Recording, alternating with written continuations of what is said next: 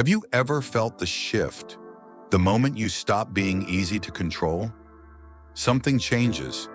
The smiles fade. The warmth turns cold. The people who once stood by you now keep their distance.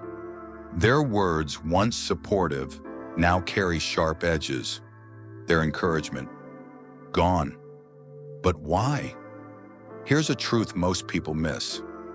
When others can no longer steer you, they don't just let go. Instead, they push back. They guilt you, twist your words, plant doubt in your mind. Not because you're wrong, but because they're losing their grip. And that's what scares them the most. Stoicism teaches that real strength isn't about dominating others. It's about refusing to be dominated. But here's the real question. Will you let their tactics pull you back in, or will you rise above them? I once had a friend who claimed to support me until I stopped doing things his way. Suddenly I was arrogant, changing too much, not the same person anymore. At first I doubted myself, but then I realized my growth wasn't the problem. His inability to control me was. If you've ever felt this shift in the people around you, you're not imagining it, and you're not alone. In this video, I'll break down 8 things people do when they can no longer control you, so you can recognize them, outgrow them, and never let them shake your confidence again. Stay until the end, because this might just change the way you see the people around you. 1. They try to manipulate you. Have you ever had someone make you doubt your own decisions? It doesn't happen all at once. It starts small, a subtle comment, a questioning glance, a remark that makes you hesitate. Before you know it, you're second-guessing yourself, wondering if you're wrong. That's exactly what they want. Manipulation thrives on doubt. They don't tell you outright that you're making a mistake. Nonbada. They plant seeds. Are you sure that's the best choice? I heard others saying you might be wrong. I'm just trying to help. They make you question your instincts, your intelligence, your confidence. And the more you doubt, the more they gain control. Here's what you need to understand. Manipulation only works if you let it. Epictetus said, if someone succeeds in provoking you, realize that your mind is complicit in the provocation. The same applies here. They can't make you doubt yourself. You allow it. The real question isn't, what if they're right? It's, why do they want me to think this way? Manipulation is like a puppeteer pulling invisible strings. You don't see the control until you try to break free. The more you hesitate, the stronger their hold becomes. But the moment you recognize the strings, you reclaim your power. Cut them, and you stand on your own. No longer a puppet, but the master of your own choices. I once had a coworker who constantly challenged my decisions. Never directly, always subtly. I don't know. That seems risky. Maybe we should ask someone else. At first, I took him seriously. I started hesitating, overanalyzing, losing confidence. But then I saw it. He wasn't helping me. He was making me dependent on his approval. That's when I stopped reacting. I made my decisions. I trusted my judgment. And the moment I did that, his influence disappeared. So how do you handle manipulation? See it for what it is. If someone keeps making you doubt yourself, ask yourself why. Separate fact from opinion. Just because someone says it doesn't make it true. Stand firm. The less you seek validation, the less control they have. Because here's the truth. Confidence isn't about being right all the time. It's about trusting yourself, despite the noise. 2, they spread lies about you. Have you ever noticed how quickly people turn against you once they can't control you? One day they're supportive. The next you hear whispers, rumors, exaggerations, outright lies. It's not a coincidence. It's a tactic. They can't control your actions, so they control the way others see you. They twist your words. They bring up your past mistakes but conveniently leave out how you've grown. They plant doubts in the minds of those around you. And before you know it, people start treating you differently. Not because of the truth, but because of the narrative they've created. Here's what you need to understand. They want you to react. They want you to fight back, to explain yourself, to chase down every lie. But here's the reality. The truth doesn't need your defense. Marcus Aurelius said, "The best revenge is not to be like your enemy." And that's the hardest thing to accept when your reputation is under attack. The instinct is to prove them wrong. But the more you engage, the more power you give them. Lies are like a fire. They only spread if you keep feeding them. The more attention you give them, the larger they seem. But if you keep moving forward, they stay behind you, unable to touch who you truly are. I once had a former friend who, after I made a decision he didn't like, started spreading misinformation about me. At first, I wanted to set the record straight. I wanted to call him out. But then I realized the truth was already on my side. I focused on my actions, my integrity, my consistency. And over time, the lies faded. 'Cause in the long run, the character outlasts rumors. So how do you handle false accusations? First, don't react emotionally. Your silence is stronger than their words. Second, live in a way that makes the lies irrelevant. Let your integrity do the talking. Third, trust time. Because while lies spread fast, truth endures. The real power move. Keep showing up. Keep doing the work. Let the truth do its job. 3, they play the victim. Have you ever noticed how some people suddenly become the victim the moment they can't control you? One day they act like your friend. Next, they're telling everyone how you hurt them. But here's the truth. They're not looking for fairness. They're looking for sympathy, power, and a way to turn others against you. This is how it works. You set a boundary and suddenly you're cold. You stop letting them manipulate you and suddenly you're selfish. They twist the story, paint themselves as helpless, and make you the villain. They don't want resolution. They want attention. And the more you defend yourself, the guiltier you look. Seneca once wrote, "We suffer more in imagination than in reality." Playing the victim is like an actor on stage, exaggerating, fabricating, and dramatizing for the sake of applause. But no performance lasts forever.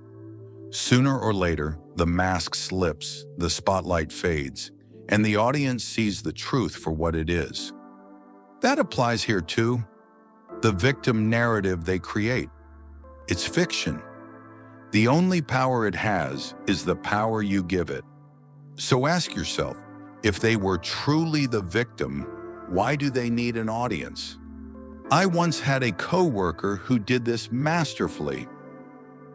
The moment I stopped letting him take credit for my work, he started whispering about how I was out to get him. He exaggerated, twisted every interaction, and made himself look like the innocent one. At first, I wanted to explain myself, to tell my side. But then I remembered Stoicism. Waste no more time arguing what a good man should be. Be one. So I didn't engage. I focused on my work, my integrity, and my consistency. And guess what? The truth revealed itself.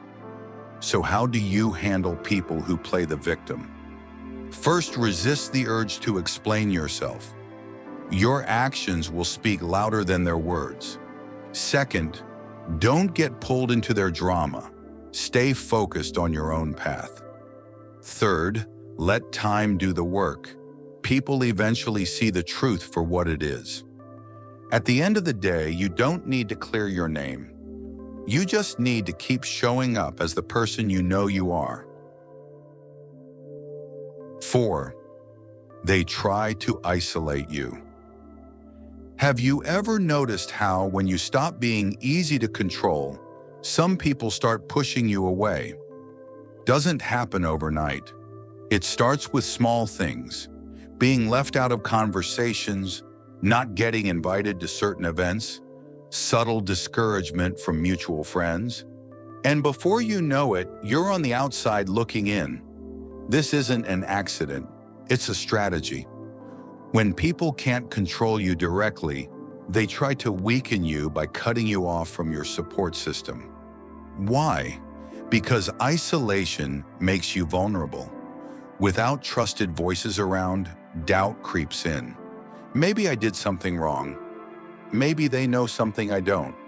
The loneliness starts messing with your mind, and that's exactly what they want. Isolation is like being cast into the middle of the ocean without a boat. Panic and you'll sink. But if you learn to swim, you'll realize you never needed their lifeline to stay afloat. Those who try to isolate you don't want independence. They want you drowning in self-doubt. The key isn't holding on to them. It's learning to navigate on your own. But here's where Stoicism gives you an edge. Seneca said, "Associate only with those who improve you." That means your worth isn't defined by who stays or who leaves. If people distance themselves because you refuse to be controlled, ask yourself, were they ever truly on your side? I once had a friend who did this to me. The moment I stopped agreeing with everything he said, he started turning others against me, subtly, quietly. At first it hurt, but then I realized something. My independence was a threat to his influence. Instead of chasing approval, I embraced solitude. And something interesting happened. I built deeper, more meaningful connections with people who valued me for who I was, not for how easily I could be manipulated. So how do you respond when others try to isolate you? First, don't internalize it. See their actions for what they are, a tactic, not a reflection of your worth. Second, strengthen your real connections. Seek out people who respect your autonomy. Third, embrace solitude as a tool for growth. At the end of the day, true belonging isn't about fitting in. It's about standing firm in who you are and letting the right people find you. 5. They challenge your confidence. Have you ever noticed that the moment you start believing in yourself, some people suddenly make it their mission to tear you down? They question your choices, downplay your achievements, highlight your flaws. Why? Because confidence makes you unshakable, and that terrifies them. It starts subtly. Are you sure about that? It's good, but I've seen better. I just don't want you to get ahead of yourself. They laugh off your ideas, throw in sarcastic remarks, compare you to others. One small jab at a time, they chip away at your self-belief. And before you know it, you start second-guessing yourself. That's exactly what they want. Confidence is like a fortress, impenetrable when reinforced, but vulnerable the moment you let doubt slip through the gates. Those who challenge your confidence aren't offering wisdom. They're looking for cracks. The weaker your walls, the easier it is for them to take control. But fortify your mind, and no one can break through. Not with doubt, not with fear, not with control. But here's what Stoicism teaches us. No one can take your confidence unless you hand it over. Marcus Aurelius said, "You have power over your mind, not outside events. Realize this, and you will find strength." When people challenge your confidence, they aren't exposing your weakness. They're exposing their fear. Fear of your potential, fear of losing control over you. The real question is, will you let them dictate how you see yourself? I once had a mentor who did this constantly. Instead of pushing me to improve, he made sure I always felt like I wasn't quite good enough. Every win came with a passive-aggressive remark. Every new idea was met with skepticism. At first, I thought he was just tough on me, but then I realized he wasn't pushing me forward. He was keeping me insecure so I would keep seeking his approval. The moment I stopped looking for validation, his influence disappeared. So how do you protect your confidence? First, recognize the game. If someone consistently makes you doubt yourself, ask why. Second, separate constructive criticism from control. Genuine feedback helps you grow. Manipulation keeps you stuck. Third, trust your own voice. Confidence isn't arrogance, it's self-trust. At the end of the day, confidence is your strongest armor. The moment you stop seeking permission, you become unstoppable. 6. They provoke you emotionally. Have you ever had someone push your buttons on purpose? They mock you, make passive-aggressive comments. Say something outrageous just to see how you react. If they can't control you rationally, they'll try something else. They'll manipulate your emotions. It starts with small jabs, a sarcastic remark, a dismissive laugh, a comment designed to get under your skin. And if that doesn't work, they escalate. They question your intelligence, humiliate you in front of others, or twist your words to make you look bad. The goal: to get you to snap, to make you emotional, to turn your reaction into a weapon against you. Emotional provocation is like a storm at sea, violent, chaotic, and designed to throw you off course. If you let the waves of anger and frustration take control, you'll be swept away. But if you anchor yourself in reason, the storm loses its power. The winds may howl, the waves may crash, but you remain steady, untouched, unmoved, unshaken. Here's the truth: the moment you react, they win. Epictetus said, "If someone succeeds in provoking you, realize that your mind is complicit in the provocation." No one can control your emotions unless you hand them the power. I once worked with someone who lived for drama. He would throw out little comments just to get a reaction. At first, I took the bait. I argued, defended myself, got frustrated, and every time he walked away looking calm while I looked like the emotional one. But then I saw it for what it was, a game, and I stopped playing. I kept my tone neutral, my expression unreadable.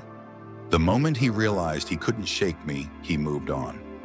So how do you handle emotional provocation? First, recognize the game. If someone is trying to trigger you, pause before reacting. Second, detach from the insult. Remind yourself that their words are a reflection of them, not you. Third, master your response. Stay calm, stay composed, and watch how quickly their power fades. At the end of the day, the strongest person in the room isn't the loudest, it's the one who remains in control. And that's the power they never want you to have. 7. They copy you. Have you ever noticed that some of the same people who criticize you also seem to imitate you? One day they dismiss your ideas. The next they're claiming them as their own. Why? Because deep down, they recognize your strength.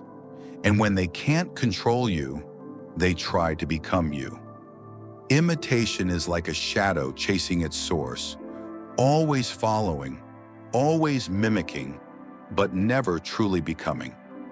No matter how closely it mirrors your movements, it remains empty, lacking depth, lacking substance. A shadow can stretch, distort, and linger, but it will never outshine the light that casts it. But here's the truth: a copy will never outshine the original. Marcus Aurelius said, "The best revenge is to be unlike him who performed the injury." Stoicism teaches us that when others imitate us, it's often because they see something in us they lack. The question is, will you let their imitation distract you, or will you keep moving forward? I once had a colleague who constantly belittled my work until I noticed something strange. He started using my ideas, my phrases, even my approach. At first I was frustrated, but then I realized my growth was making an impact, whether he admitted it or not. Instead of wasting energy on resentment, I focused on staying ahead. And soon enough, he stopped trying to keep up. So how do you deal with people who copy you? First, don't take it personally. Imitation often comes from insecurity, not malice. Second, stay focused on your own path. If you're leading, they're already behind. Third, let your originality speak for itself. True authenticity can't be replicated. At the end of the day, while they're busy copying who you were, you're already becoming someone new. 8. They wait for you to fail. Have you ever felt like someone was just waiting for you to stumble? At first, they act supportive. They nod along when you talk about your ambitions. But underneath, there's something else: silent anticipation. They don't cheer for your success. They don't root for your growth. They wait, not to see you rise, but to watch you fall. They won't sabotage you outright. They won't say they hope you fail. Instead, they plant doubt. That's a big risk, are you sure? Most people don't succeed in that field. I hope it works out for you. Their words sound neutral, even caring, but their tone, it carries something deeper: expectation. The moment you hit a setback, they'll be the first to say, "I knew it." But here's the truth: failure is inevitable. Even the greatest minds in history have failed. Marcus Aurelius reminds us, "You have power over your mind, not outside events." Realize this, and you will find strength. The test isn't whether you fail, it's how you rise afterward. And the people waiting for you to fall, they don't matter. What matters is that you keep going. Imagine a marathon runner stumbling mid-race. The doubters on the sidelines smirk, whisper, maybe even laugh. But the real story isn't the fall, it's the moment they rise. Because in the end, victory isn't about never stumbling, it's about refusing to stay down. The spectators don't define you. Your resilience does. I once had a former friend who constantly warned me about how difficult my path would be. At first, I thought he was just being realistic. But over time, I noticed something. He never encouraged me, only highlighted the risks. When I faced setbacks, instead of offering solutions, he simply reminded me why it was bound to happen. That's when I realized he wasn't rooting for me. He was waiting for me to confirm his doubts. So how do you handle people waiting for you to fail? First, stop seeking their approval. If they don't believe in you, it's not your job to convince them. Second, redefine failure. See every setback as a step forward, not proof of defeat. Third, stay focused on progress. Keep moving, even if the steps are small. At the end of the day, success isn't about proving doubters wrong. It's about proving yourself right. Keep going. Not for them, for you. At the end of the day, the more independent you become, the more resistance you'll face. People who once stood by you may suddenly turn against you, not because you've wronged them, but because your strength magnifies their insecurities. And that's not your burden to carry. Marcus Aurelius wrote, "The impediment to action advances action. What stands in the way becomes the way." Every challenge, every attempt to control you isn't an obstacle. It's an opportunity. Chance to reinforce your resilience. A test of how unshakable you truly are. So, what's the lesson here? It's simple. Don't let their tactics shake you. Don't let their doubts become your doubts. And most importantly, don't let the fear of their reaction keep you from living life on your own terms. Stand firm. Stay focused. Stay untouchable.